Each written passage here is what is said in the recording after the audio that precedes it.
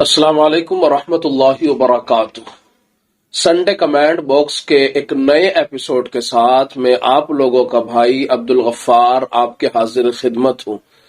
आपकी तरफ से जो सवालात आते हैं, आइए हम उन सवालों का जवाब देना शुरू करते हैं। ये सवालात मुख्तलिफ जगहों से लिए गए हैं, जैसे कि व्हाट्सएप के जरिए से, इंस्टाग्राम के जरिए से, यूट्यूब कमेंट के जरिए से भी सवालात लिए गए हैं। और इसी तरह से जो लोगों के सवाल आए हैं, उनमें से बात सवाल वो हैं जो नहीं लिए गए हैं। वजह उसकी या तो ये रही है कि उन सवालात को सही से नहीं लिखा गया, या फिर एक वजह ये रही है कि वो सवालात जो लिखे गए हैं वो मुकम्मल तौर पे नहीं लिखे गए हैं। इसलिए आपसे दरख्वास्त है, बराए मेहरबानी अपने सवालों को अच्छे से लिखा करें ताकि जवाब देने में आसानी हो और आपको और हमें एक दूसरे के लिए शिकायत का मौका न मिले। इसलिए सवाल को दुरुस्त तरीके से, साफ तरीके से लिखने की कोशिश करें। बेहतर यह है कि आप उसको उर्दू में लिखें। अगर आपको उर्दू नहीं आता तो किसी से लिखवा लें और अपने सवाल को दिए गए नंबर के ऊपर इरसाल कर दें। इसलिए आप लोगों के लिए व्हाट्सएप नंबर दिया गया है, ये ऑफिस का नंबर है और आप इस पर सवाल करें। एडमिन इस सवाल को आपके ऐड कर लेगा और इसी तरह जो यूट्यूब के ऊपर आप सवाल करते हैं, उन सवालों को भी आपके बासानी लिया जा सकता है। तो इस बात का आप लोग जरूर ख्याल रखें और हमें भी और आपको भी दिक्कत ना हो इस सिलसिले में, सवाल का जवाब देने में और सवाल का जवाब लेने में। इसलिए साथी इस बात का खास तौर पे ख्याल रखें, बहुत ज्यादा ख्याल रखने की जरूरत है। आइए सवालों का सिलसिला शुरू करते हैं। पहला सवाल एक भाई का है और वो सवाल करते हैं, मैं ग्रेजुएट हूँ, मुझे पैंट शर्ट पहने बगैर नौकरी नहीं मिलती। मेरे वालिदैन बहुत ज्यादा कर्जे में फंसे हुए हैं, तो मेरे लिए तमाम तर मजबूरियों के साथ क्या ऐसी नौकरी करना दुरुस्त है या नहीं है। देखिए, पैंट शर्ट का पहनना ये शरई लिबास नहीं है, इस्लामी लिबास नहीं है।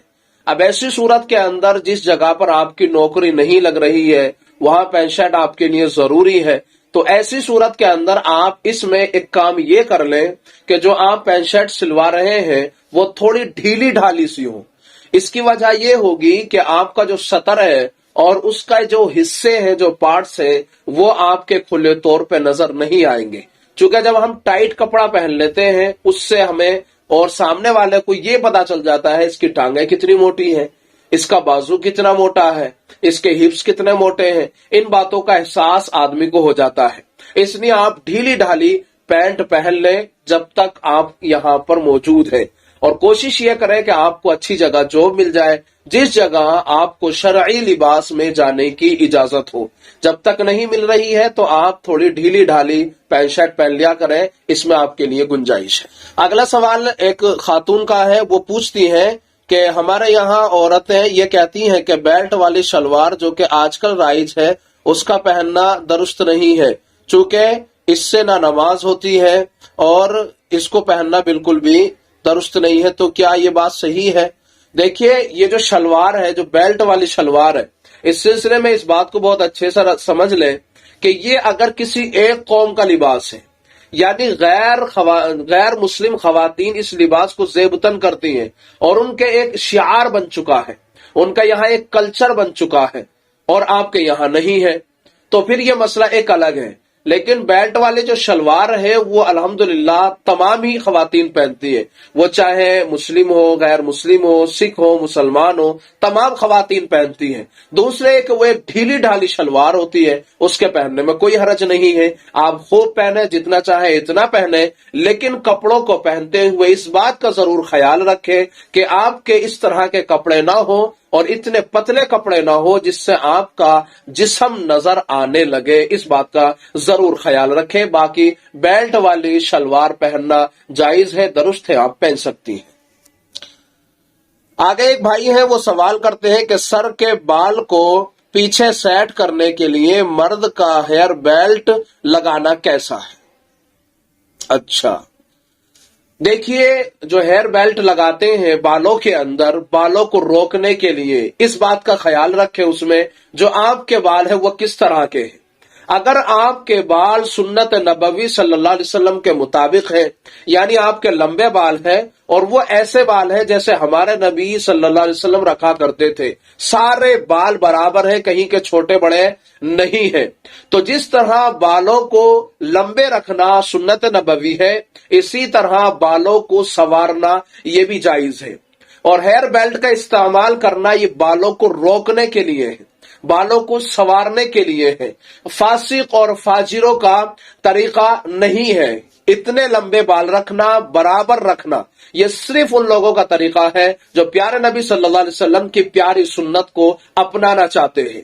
آپ دوسرے لوگوں کو دیکھیں گے ہیئر بیلٹ تو لگاتے ہیں وہ، لیکن ان کے بال برابر نہیں ہوتے، آگے کے بال بہت بڑے ہوتے ہیں، سائیڈوں کے بال بہت چھوٹے ہوتے ہیں، یا پیچھے کے بال بہت چھوٹے ہوتے ہیں۔ یہ ایک فیشن ہے، اور یہ فیشن کے طور پر اس طرح ہیئر بیلٹ کا استعمال کرنا درست نہیں ہے۔ لیکن جو لوگ لمبے بال رکھتے ہیں، سنت نبوی کے مطابق بال رکھتے ہیں، پھر ان کا ہیئر بیلٹ استعمال کرنا یہ درست ہے، یہ جائز ہے۔ یہ ڈیپینڈ کرتا ہے اس بات کے اوپر کہ آپ کے بال شرعی ہے یا غیر شرعی ہے۔ اگر سنت نبوی کے مطابق ہے تو پھر آپ کے لیے درست ہے، اور اگر فیشن کے طور پہ ہے تو پھر یہ درست نہیں ہے۔ اس بات کو آپ کو دیکھ لینا ہے، اور یہ فتویٰ دیا ہے دارالعلوم دیوبند نے، میری طرف کا کوئی فتویٰ نہیں ہے کہ ابھی آپ سوچیں میں نے فتویٰ دے دیا، یہ دارالعلوم کا فتویٰ ہے۔ اگلا اور سوال ہے ایک بھائی کا، وہ صبح ہی واٹس ایپ سے لیا گیا ہے، انہوں نے پوچھا ہے کہ مہر فاطمی کتنا ہوتا ہے۔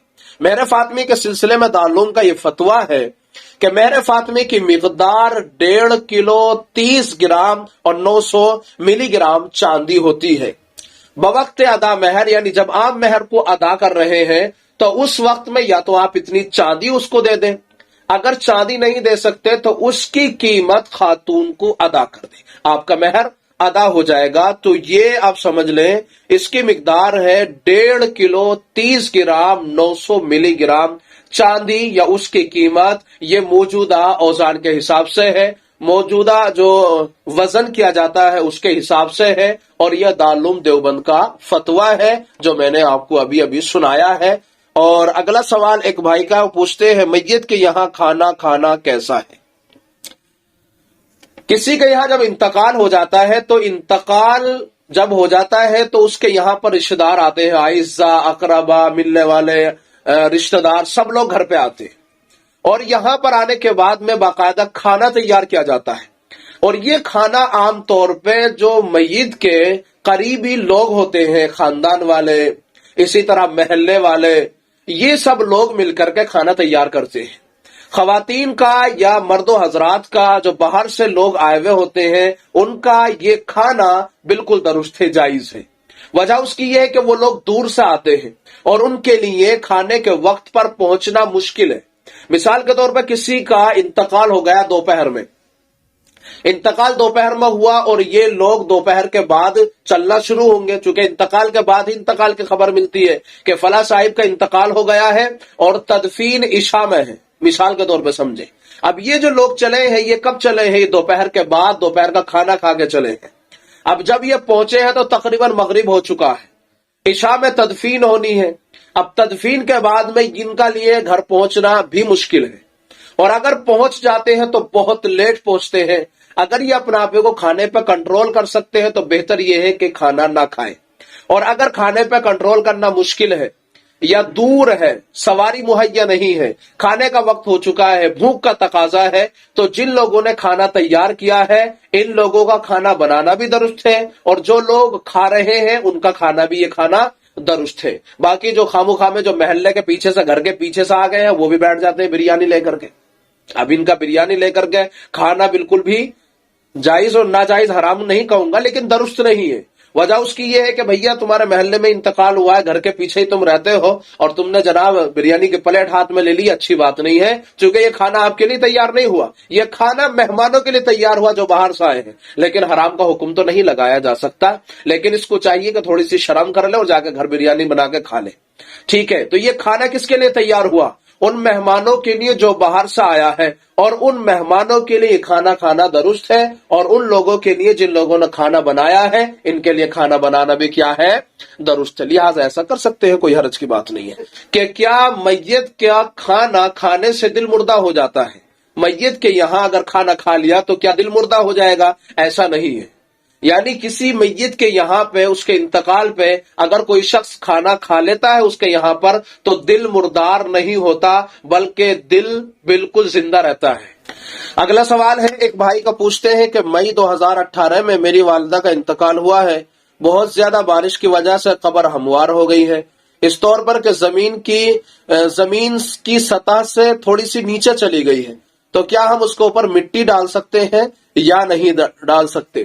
دیکھیے، قبر، ایسی قبر جو نیچے چلی گئی ہے، اس کے اوپر ہلکے پھلکے مٹی ڈال کر کے اس کو اس طرح بنا دینا جیسے یہ قبر ہے، درست ہے، آپ بنا سکتے ہیں۔ وجہ اس کی ایک یہ بھی ہے کہ جیسی ہموار جگہ ہوتی ہے، برابر سرابر ہوتی ہے، تو اس سے لوگ یہ سمجھ لیتے ہیں یہاں قبر نہیں ہے، اور پھر اس کی وجہ سے پھر لوگ پیر بھی رکھ دیتے ہیں، بعض مرتبہ قبر بھی کھودنے لگ جاتے ہیں، پر جب نیچے پہنچتے تو پتا چلا یہاں تو پہلے سے قبر تھی۔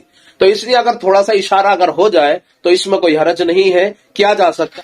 اگلا سوال ہے، ایک بھائی کا پوچھتے ہیں کہ مردے کو غسل دیا جا رہا ہو تو اس درمیان میں جو اس میں مدد کرنے والا بندہ ہے اور وہ حالت جنابت میں ہے، یعنی اس کے اوپر غسل فرض ہے، تو کیا وہ اس بندے کی ہیلپ کر سکتا ہے یا نہیں کر سکتا؟ ایک تو بندہ وہ ہے جو مردے کو غسل دے رہا ہے، ایک بندہ وہ ہے جو پانی بھی لے کر آ رہا ہے، اور کبھی اس کا ہاتھ اٹھا دیتا ہے، کبھی اس کی ٹانگ اٹھا دیتا ہے، کبھی اسے الٹ پلٹ کر دیتا ہے پانی ڈالنے کے لیے جب مردے کو نلاتے ہیں۔ تو غسل دلاتے ہوئے یہ اس کا ہیلپر بنا ہوا ہے، اس کی مدد کرنے میں لگا ہوا ہے، اور یہ کیسا ہے؟ یہ جنابت کی حالت میں ہے، یہ ناپاک ہے، تو اس ناپاک آدمی کا اس کی ہیلپ کرنا، مدد کرنا، غسل دلانا یہ مکروہ ہے۔ بہتر یہ ہے کہ اس آدمی کو ہٹایا جائے اور دوسرے بندے کو لگایا جائے۔ اب دوسرے بندے کو تو پتا نہیں ہے یہ جناب ناپاک کھڑے ہوئے ہیں، انہیں پانی ملنا میسر نہیں ہوا ہے، انہیں نہانے کا وقت تک نہیں لگا ہے، تو ان کو چاہیے کہ خود ہی ہٹ جائے اور دوسرے بھائی کو لگا دے کہ بھئی آپ اس میں ان کی ہیلپ کرو، ٹھیک ہے؟ تو اس طرح کیا جا سکتا ہے اور اس کی گنجائش ہے۔ البتہ اس حالت جنابت والے اور ناپاک آدمی کا اس کے ساتھ میں تعاون کرنا یہ مکروہ ہے، اس سے احتیاط ضروری ہے۔ اگلے سوال ایک اور بھائی کا ہے، پوچھتے ہیں اگر کوئی بیمار ہو تو اس کے لیے دعا کیسے کریں؟ آپ جب دعا مانگتے ہیں جب بھی کہتے ہیں اللہ تعالیٰ تو اس کو شفا کلی عطا فرما، شفا کاملہ عاجلہ دائمہ مستمرہ عطا فرما۔ اللہ تعالیٰ فلاں بندہ بیمار ہے، اس کا نام لے دیں کہ فلاں بیمار ہے، اللہ تعالیٰ اس کو شفا دے دے، اس کو جلد از جلد شفا عطا فرما دے، اسباب ایسے پیدا فرما دے جس کی وجہ سے اللہ اس کو شفا ہو جائے۔ تو اس طرح شفا کی دعا کر سکتے ہیں، کوئی الگ سے باقاعدہ وہ نہیں ہے کہ آپ اس کے لیے شفا کی دعا کریں، بس اللہ تعالیٰ سے دعا مانگیں، اس کے لیے قرآن کریم پڑھ سکتے ہیں، اس کے بعد میں دعا کر سکتے ہیں تاکہ آپ کی دعا قبول ہو۔ فرض نمازوں کے بعد دعا مانگیں تاکہ اللہ تعالیٰ دعا قبول فرمائے۔ حدیث پاک میں آتا ہے فرض نماز کے بعد میں دعا قبول ہوتی ہے، اس لیے آپ اس میں بھی دعا مانگیں۔ تہجد میں بھی دعا مانگے، حدیث پاک میں آتا ہے تہجد میں اللہ تعالیٰ دعا قبول کرتا ہے، تو آپ اس کے لیے دعائے شفا تہجد میں مانگ لیں، تو اللہ تبارک و تعالیٰ آپ کی دعا ضرور قبول فرمائے گا جبکہ آپ اس کے لیے دعا کریں گے۔ امید کرتا ہوں کہ یہ چند سوالات تھے جو جواب آپ کو دے دیے گئے ہیں، کچھ سوالات ابھی بھی یقیناً باقی ہوں گے، آپ سوالات اپنے کر سکتے ہیں، واٹس ایپ نمبر کے اوپر بھی کر سکتے ہیں، کمنٹ باکس میں بھی، اور انسٹاگرام پر بھی، اور فیس بک کے ذریعے سے بھی لوگ آج کل سوال کر رہے ہیں۔ الحمدللہ اللہ تعالیٰ کا شکر ہے، احسان ہے کہ لوگ زیادہ سے زیادہ سوالات کر رہے ہیں اور اسلام کی تعلیمات سے بہرور ہو رہے ہیں اور علم حاصل کرنے کے جستجو میں کوشش میں لگے ہوئے۔ جس طرح آپ نے یہ مسئلے سن لیے، اسی طرح آپ کی ذمہ داری ہے کہ ان مسائلوں کو دوسرے تک پہنچائیں۔ حدیث پاک میں آتا ہے، نبی اسلام نے بیان فرمایا بلغوا عنی ولو آیا، زبانی فرمایا کہ میری یہ باتیں لوگوں تک پہنچاؤ، اگرچہ تمہارے پاس میں کوئی حدیث کا ایک ٹکڑا ہے، تمہارے پاس میں کوئی دینی مسئلہ ہے، تمہارے پاس میں ایک اچھی نالج ہے، اس بات کو دوسروں تک پہنچانا یہ بھی صدقہ ہے۔ حدیث پاک میں آتا ہے کہ بھلی بات کہہ دینا صدقہ ہے۔ آپ بھلی بات نہیں کہہ سکتے تو کم سے کم بھلی بات لوگوں تک پہنچا دیں، اس لیے اللہ تعالیٰ آپ کو اس اجر عظیم میں ضرور شامل کرے گا۔ اس لوگوں تک شیئر کریں، اسلامی بھائیوں تک ویڈیو کو پہنچائیں۔ السلام علیکم ورحمۃ اللہ وبرکاتہ۔